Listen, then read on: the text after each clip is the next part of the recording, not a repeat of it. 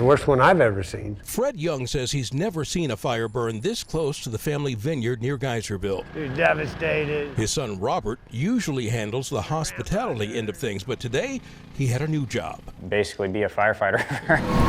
We watched them fill up the vineyard's water tanker and respond to spot fires on their property, like this small wooden bridge. This is not their first rodeo, but last night things were different. Most of the time it's been further away and really didn't have much to worry about. A few ambers and stuff like that, but this wind was blowing right directly towards us. The family has owned land here since the 1850s, divided between vineyards and grassland for their 50 head of cattle. About 10% of their 450 acres burned. The vines were mostly spared. But they lost some outbuildings like this storage shed. The timing couldn't have been worse. They were planning on harvesting grapes tonight. We'd start around 6 o'clock tonight, and the guys would pick with the machine all night, and about 3 in the morning we'd have our trucks ready to go. Highly doubtful that will happen, and that means the Youngs might be able to get some rest. They've been on the go for a while. At least 24 hours, probably 36.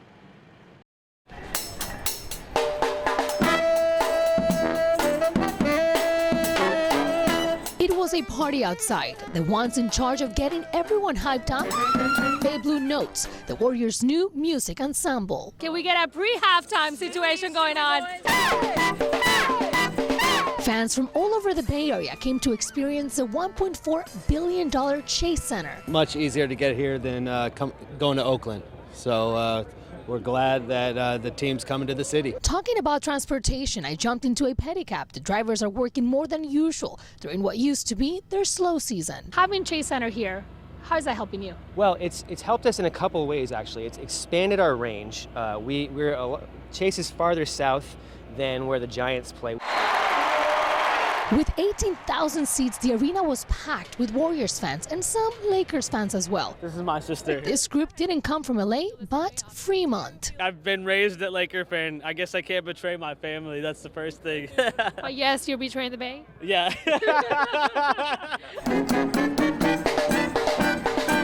So now that we're inside, let's search for the biggest Warriors fan. So what is that one thing that if you are titled the biggest Warriors fan, you need to have hands down? You got to be dressed to the nines in Warriors gear, all the way, swag level 100, as the kids say. Absolutely. No, I am. I'm the biggest Warrior fan. You just have on more stuff. You just have on more stuff than I do, but look at my hat. I look good, but you do look good. But is there a fight going on? Hold on. I'm the biggest fan. Hold on, who's the oldest? So I'm the oldest and biggest fan, yes. Jerome 3D, Warriors' biggest fan, baby. 42 years plus. It got me walking here. I can't walk too fast. Retired Army Sergeant Major Vincent Salcedo has been waiting to make this walk since 1953. That's Dave. That's when his friend, San Francisco native David Ferrari, and 2 other men went down when their squad was attacked during a reconnaissance patrol. We were hit with a artillery barrage. It was chaos. Vince ran out under fire and pulled 2 of the wounded men to safety. But when he went out a 3rd time to get David, as I turned him over, he was hit pretty good. David was killed in action. Sharing the fear and adrenaline rush of combat had turned the 2 into brothers. Vince took his death hard and vowed he would never go through those emotions again. Nobody got close to me.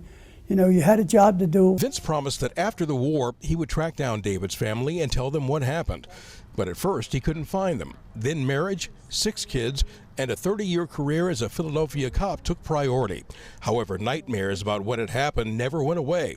And 2 weeks ago, a lead pointed to the Italian cemetery in Colma, so Vince and family flew out. Without your sacrifice, their cause would be lost. Today there was a brief graveside service, and a Bronze Star Medal for Valor was placed on David's tombstone. Passengers on the flight out wrote these messages on cocktail napkins for Vince. One of them reads, "Heard you're going to pay your respects to a fallen soldier friend after 65 years. I had tears in my eyes." Vince, who just turned 87, held back his tears today, but he says a weight has been lifted off his shoulders. It feels as though I can just move on with my life, and hopefully these nightmares will leave me. Vince and Dave's last mission together accomplished. In Colma, Eric Thomas, ABC 7 News. We can scooch in just a little bit more. Inside Mrs. Grossman's sticker factory, it's like a walk back in time. Now, our biggest press can actually hold 10 die plates. For 20 years, We run the presses about 20 hours a day. Mrs. Grossman's has been welcoming Girl Scout troops, scrapbookers, and just plain old sticker lovers inside their Petaluma factory to get a glimpse into how some of America's favorite stickers are made. So this is the amazing wall of stickers. Jason Grossman is the owner. We're looking at probably 3,000 miles of stickers here. His last name is no coincidence. Your mom's favorite sticker. This has got to be it right here. This is Mice People. His mother, Andrea Grossman, founded the company 40 years ago in 1979. This is the first sticker we ever did. It's the red heart. That's our company logo. That signature heart still sold today. People still buy it? Still buy it. For the Grossman family, sticker making is an art. The biggest thing was, does that sticker have a feel to it? Does it have spirit to it? As we walked through the factory, we saw the machinery that makes it all happen. This is one of the printing presses. It can basically print any color in the world. And this is the original tool. They still use it to this day.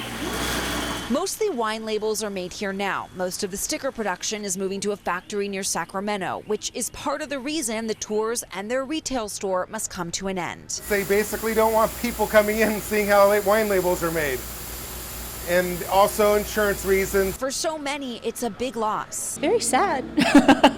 Very sad. It's just a really great local business that has opened its doors to the community. For whatever it is, there's just something about stickers. I'm going to miss the visitors. I'm going to miss the enthusiasm. I'm going to miss personally meeting people and hearing their stories. In Petaluma. Yeah, I'm going to miss that a lot. Liz Kreutz, ABC 7 News.